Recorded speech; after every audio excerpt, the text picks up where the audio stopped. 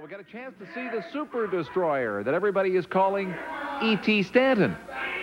But everybody also is saying that he is, in fact, the Super Destroyer. I don't know, 245 pounds, 6'3", and has a partner for this match, Sonny Myers from New York City, New York. Sonny Myers. Myers teaming up with a Super Destroyer. Something strange going on. In the opposite corner, that's Mike Edwards from Vancouver, British Columbia. 270 pounds, and his partner, Joe Martin from Port Coquitlam, British Columbia. Joe, 6'1", 230 pounds. As we get underway here with a 15-minute time limit. It is our first match of the day on All-Star Wrestling. As most of you know, All-Star Wrestling is videotaped at the television studios of British Columbia Television in Burnaby, BC. And we have a rare phenomenon in Vancouver. It is snowing out. It's snowing very, very hard. And I'm not sure what's going on here. Super Destroyer picked up, I think it was an ashtray. I'm not too sure. And hit Mike Edwards over the head. Now Mike Edwards back in the ring with the Super Destroyer. There's the tag off to bring in Myers. And they're really going to work fast on Mike Edwards. Here's Sonny Myers. Myers now doing a little face ripping on Mike Edwards. Our referee for this match is Neil Drummond. Too sure what's going on. He was saying a little earlier we have a super snowstorm outside, and as I said before, that's rather rare for Vancouver, but we've got a goodie going out there, and in spite of it all, the wrestlers all seem to make it, and a good number of fans in our studio audience. Not the number we normally have, but considering the rough conditions to get here, delighted to have all the fans that are here at All-Star Wrestling. Neil Drummond, our referee, gets a 2 count on Mike Edwards, and that almost looked as though the Super Destroyer could have put it away at that point if he really wanted to. Well, I think this guy, the Super Destroyer, likes to do punishment in a big way. Likes to get in there, and that cost him because here's Edwards. Mike Edwards waiting for that opportunity to get back, and does. There's the tag. That'll bring in Joe Martin. Joe from Port Coquitlam, British Columbia. Another local boy, 230 pounds, 6'1". He's in his first year of professional wrestling. Getting into the ring and beat up with Sonny Myers. 15-minute time limit in this match.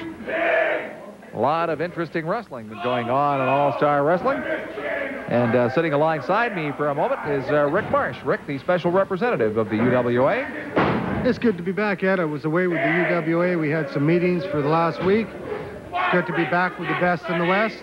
I see we got the Madman and Super Destroyer. I want to make something clear. I put out a reward of $500 on the Super Destroyer. If any wrestler unmasked him and found out it was E.T. Stanton, well, I've changed that now. Now it's $1,000 to any wrestler here. $1,000 to just take the mask off the Super Destroyer. That's right. That's all they have to do. Take that mask off the Super Destroyer. That's all I'm asking.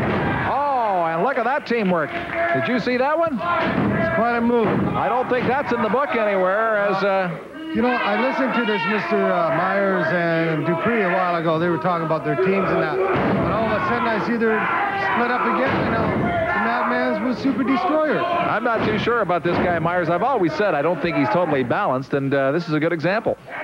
I don't think so. I've always been leery about him. If you look at him carefully, one eye goes one way, one goes the other. So I think there's a light on in the house, but nobody's home. Well, I've heard the story. You know, when Sonny Myers can see the light, it's usually the moon, and he's barking at it. I wouldn't be surprised to see him go back doing it again. Well, Myers is very unpredictable. He's a good wrestler, though. I won't take that away from him. It's a good wrestler, but not all there. Another guy like Costa, for example, same game. There's another one, and the manager part now, I see. Susan Tanner wants to manage. This is something else. A lot of changes happening here. Look at this as he's using the rope. I don't know whether Neil Drummond saw that or not, but definitely trying to put all the pressure he could on Joe Martin by using the rope.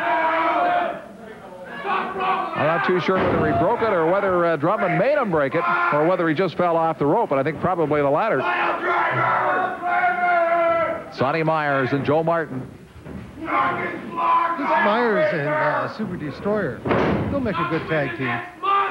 This is what they're after. You know, the belts are up. Everybody's forming teams, trying to get things done. You know, the only thing was a guy like Myers, if I was a Super Destroyer, I wouldn't trust him. Myers is liable to, for a grand, is liable to take that mask off. Well, this could happen, Ed. Like I said, any wrestler. I'm not, any certain one. Any of these wrestlers can.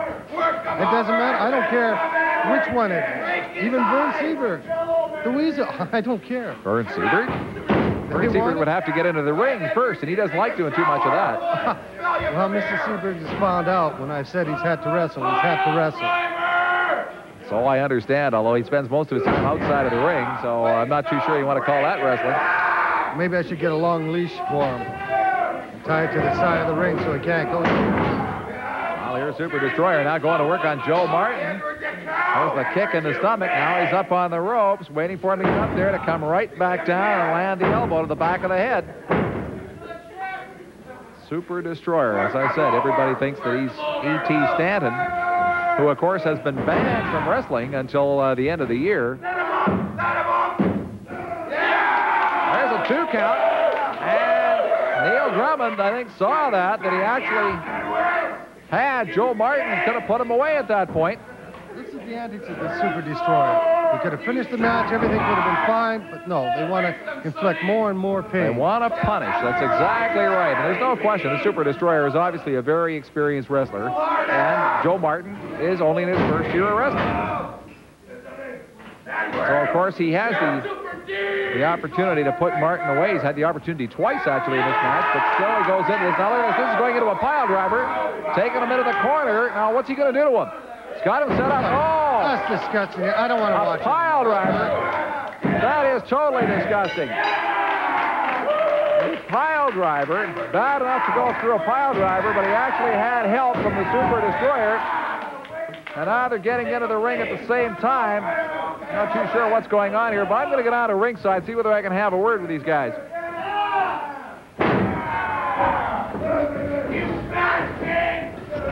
Absolutely disgusting to see that kind of thing can happen. And look at this. The match is over. The bell has gone. Makes no difference whatsoever. Neil Drummond is trying to get him out of the ring. But they still keep working on Mike Edwards.